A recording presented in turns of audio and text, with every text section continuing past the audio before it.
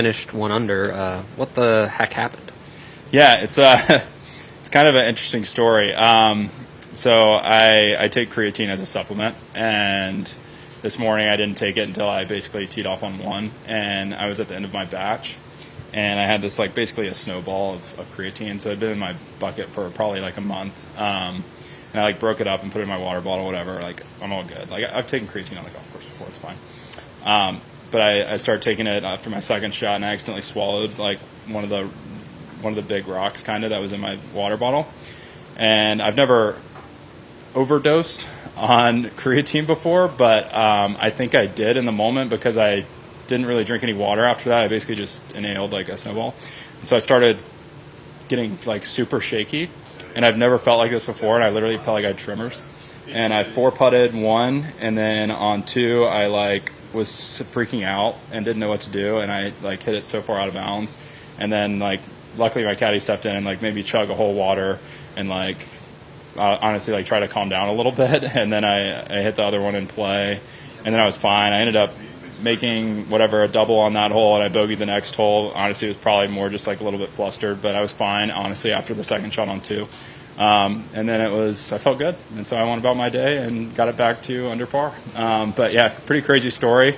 I don't think I'll be taking too much creatine in the future. I will take it, but not in the amount that I probably did on the golf course, which wasn't probably a healthy amount. I have to admit, that's not what I was expecting to hear from you. You guys, yeah, and like, it's not really like like I did hit bad shots, but I mean, I was like physically shaking like I've never felt before, and I don't normally miss a lot of short putts, and it was really a weird situation. But I'm very proud of the way I kind of bounced back, and I told Alex after on like 4 or 5, I'm like, I'm going to get back to even par, and sure enough, I got it to under par, which is pretty cool. Pretty proud of myself. Excited to go to the Tour Championship. Unfortunately, I think I came up short on a Ryder Cup locked spot, one of those 6. I knew I needed to shoot about 8 under, so I basically did that on the last 15. But you got to do better on those first few. But lesson learned. I'll be fine next week. Hopefully, play really well and leave the captain with no choice. Even par was the goal after that point, like just the process of resetting for you. Yeah, I mean, 15 holes left on the course. I think I told it to him on 5 when I was like, all right, let's get it back to even. Yeah, because it's a difficult golf course. It's hard to really shoot a low score out here. I mean, Robert McIntyre shot 62 the first round, which was extremely impressive. And today we got a little bit more wind. Greens are starting to firm up just a touch. I knew it was going to be tough, and I'm just really proud of the way I gave myself a lot of birdie looks, made a couple really long ones on the par 3s, which is always fun with the crowds.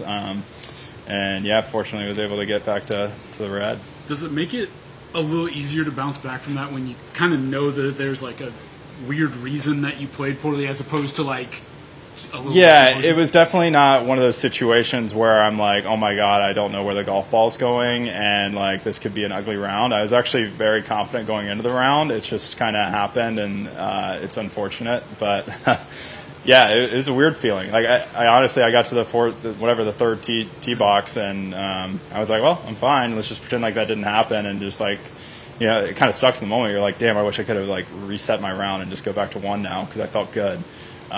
But regardless, lesson learned. I'll be better in the future now. Is that the biggest turnaround you've ever had in like a competitive round?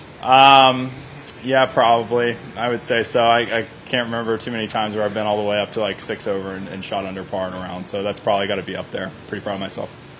I had one more. With your spot locked up at Tour Champ and like going through the first 3 holes, did you have a moment where you're like, okay, I'm going to lock in and play aggressive? Like, or were you just trying to like see what? Well, I remember walking off 1 and walking to 2, and when I hit the first ball out of bounds, I'm like, am I going to have to like withdraw? Like, I honestly thought I might have to withdraw. I was like, I need to control my body right now.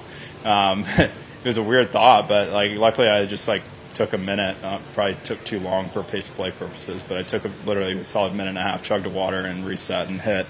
But yeah, I mean, I'm obviously in a very lucky situation, or not lucky, but just I'm very fortunate to be that high up on the FedEx Cup to where honestly it didn't really matter too much what I did today in terms of next week. But there's still a lot to play for. Every single shot matters out here. Every point's important.